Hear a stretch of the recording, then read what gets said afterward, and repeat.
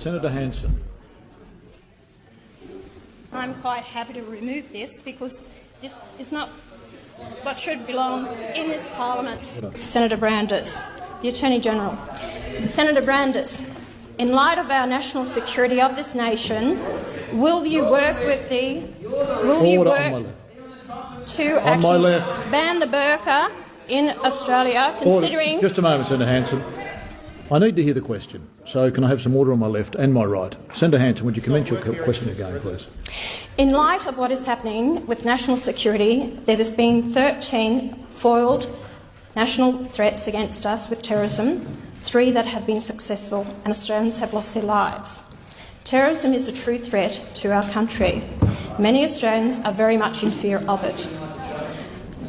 Order. What I would like to ask on behalf of the Australian people, considering there has been a large majority of Australians wish to see the banning of the burqa.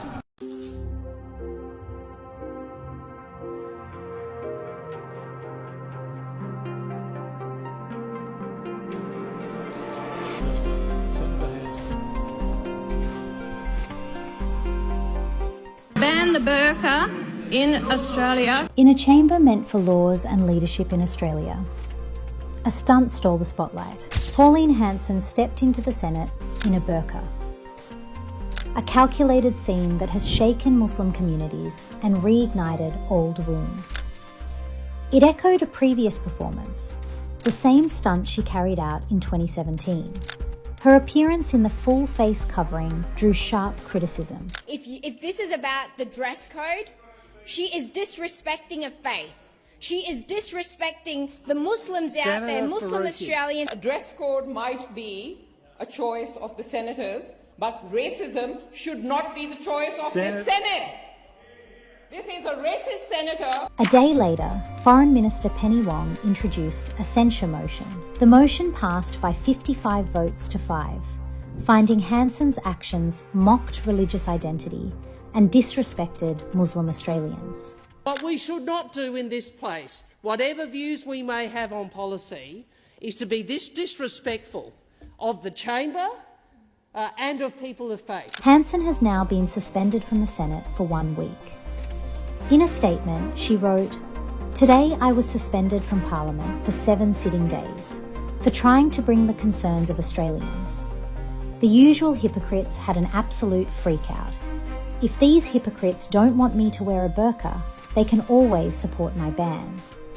The Queensland senator, representing the anti-immigration One Nation party, had been trying to advance a bill that would outlaw full face coverings in public, a measure she has aggressively campaigned for and built much of her politics around. And Muslims have not been the only group she has targeted in her political career.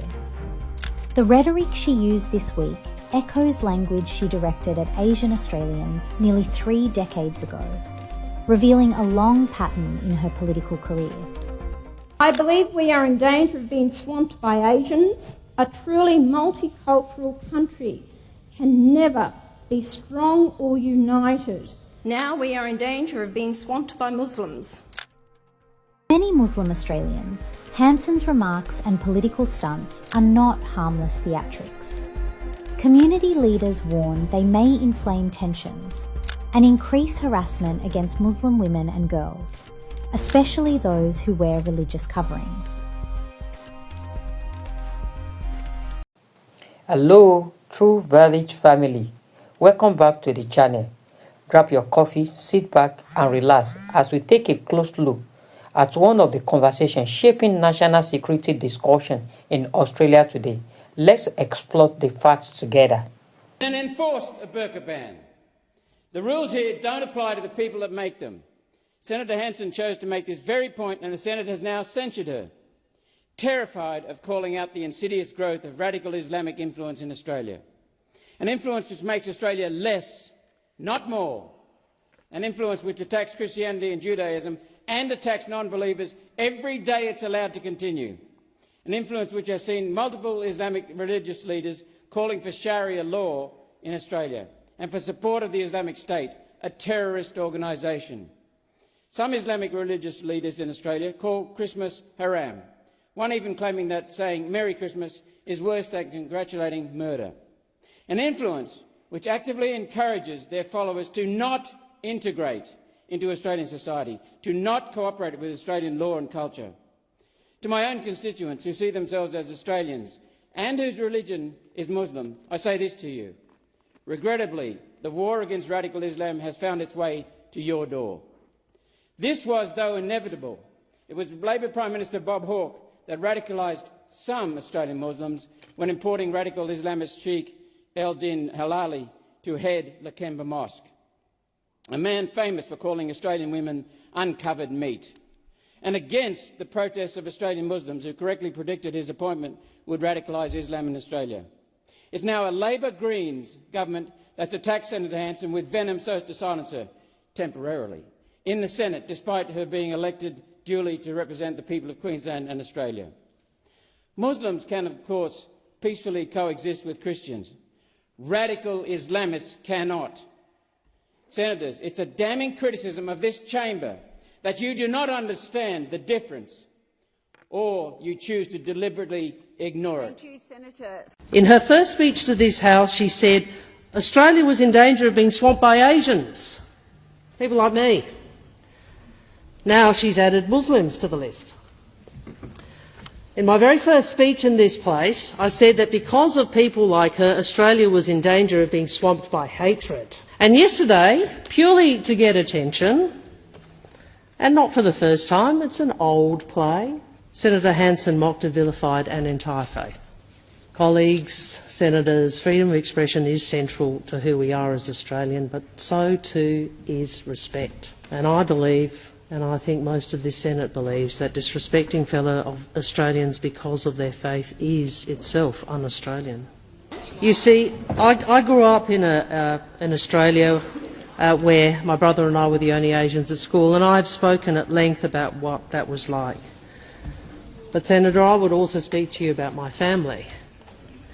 My father converted to Catholicism. My beloved grandmother, a devout Buddhist.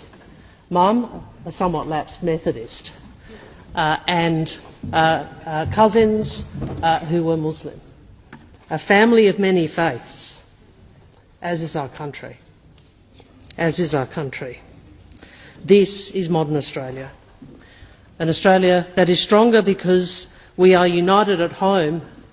An Australia that is stronger in the world because we are united at home. Stronger in the world because our multicultural society gives us the ability to reach into every corner of the world and find common ground. A nation that welcomes different races, different religions, views, united by respect for each other and each other's right to live in peace. A nation where a kid can grow up seeing themselves in their leaders, who doesn't get mocked or threatened or vilified because of who they are. Australia's Senate erupted into chaos after leader of One Nation Party, Pauline Hanson, walked into the chamber wearing a burqa.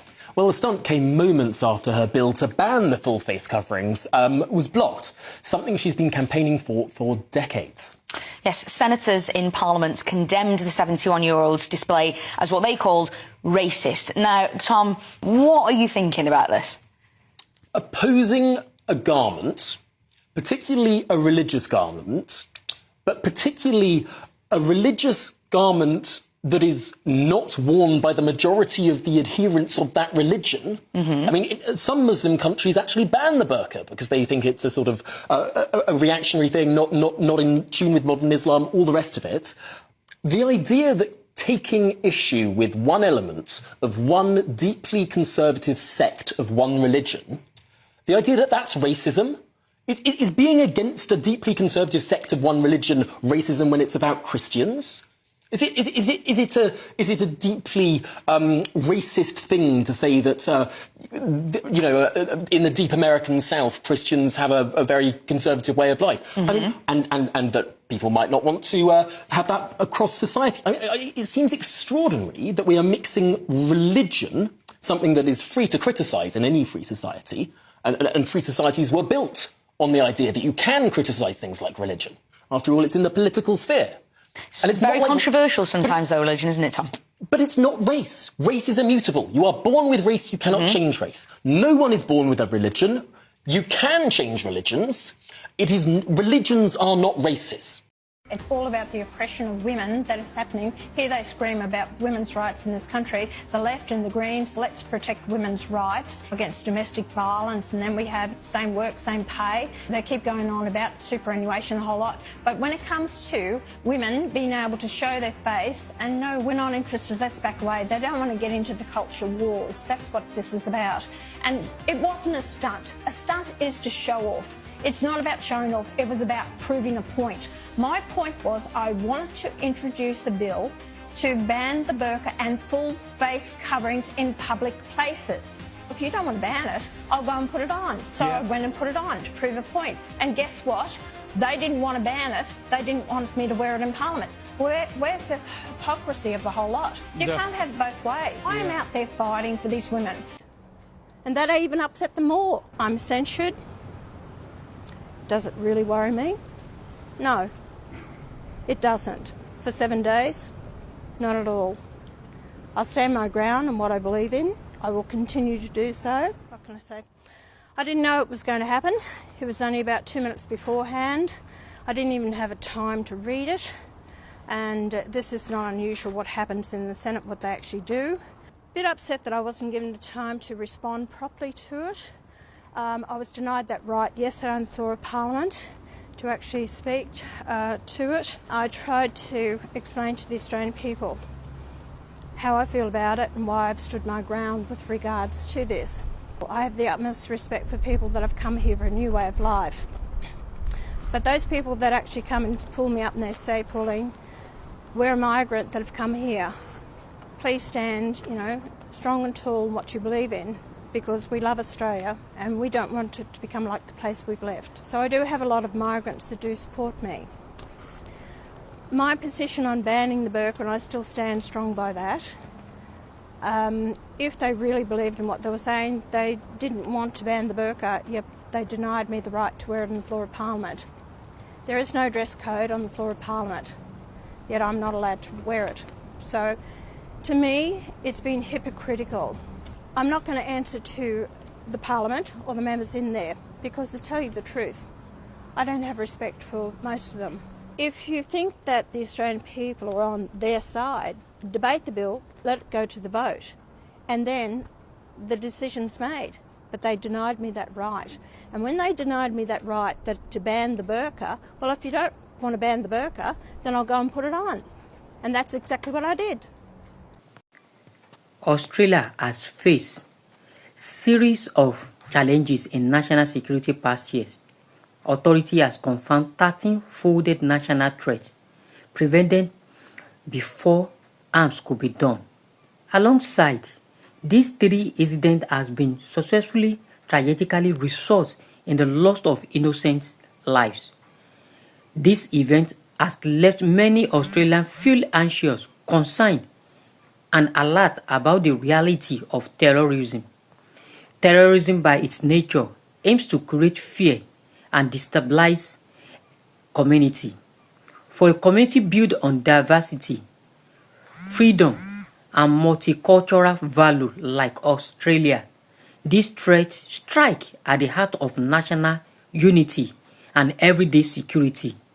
As a result, public conversation on how to strengthen safety have continued to grow. One of the debates that has resurfaced is the question of whether the burqa is a full body covering wore by some Muslim women should be banned in public space. A portion of the population has expressed support for such a measure, primarily citing national security concern.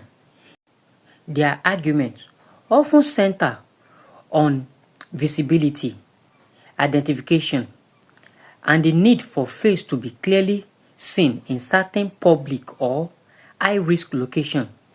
On the other hand, there are Australians who believe strongly in protecting freedom of religion, cultural expression, and personal choice. They emphasize that any discussion or policy decision must clearly avoid discrimination and ensure that people at all faiths feel respected and safe. For them, the challenge is to maintain security without compromising fundamental rights. In this documentary, our aim is not to take side, incite fear, or promote division. Instead, we seek to provide clarity on the conversation. Terrorism is indeed a real concern, one that has impacted Australians' lives and cannot be ignored. At the same time, discussion about public safety must be handled thoughtfully, respectfully, and with an understanding of the diversified perspective to make up modern Australian. Ultimately, national security is a shared responsibility, whether through community cooperation, improving intelligence, or better public awareness. The goal is the same: to ensure Australia remains a safe, united, and inclusive country for everyone to call its own. As conversation about safety and identity continue, it is important that we approach them with understanding, compassion, and a commitment to truth. Thanks for watching this documentary on True Verdicts. If you find this informative, don't forget to share, like, and subscribe for more balanced and thoughtful discussion. Stay safe, stay aware, and stay united.